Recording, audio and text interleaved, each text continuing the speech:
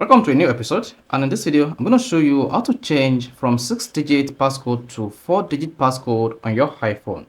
Literally, when you want to set up iPhone, you'll be prompted to type in the 6-digit passcode, but there is an option that allows you to change your iPhone unlock passcode to 4 digits.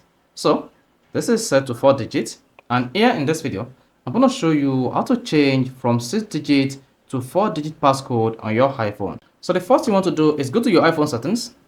While on the settings, scroll down and click on Face ID and Passcode. So this is if you are using an iPhone with a Face ID, and if your iPhone has a Touch ID, then you want to click on Touch ID and Passcode. Then go ahead and type in your unlock code. Then you'll be taken to this page. On this page, scroll down and click on Change Passcode.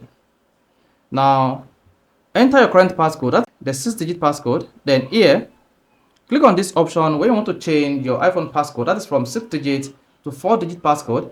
Then click on passcode options. Once you click on that, you'll see this pop-up that says 4-digit numeric code and 6-digit numeric code, custom numeric code and custom alphanumeric code. Now to change from 6-digit to 4-digit passcode on your iPhone, just click on 4-digit passcode.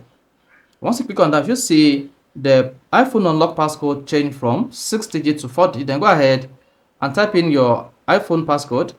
Repeat this passcode,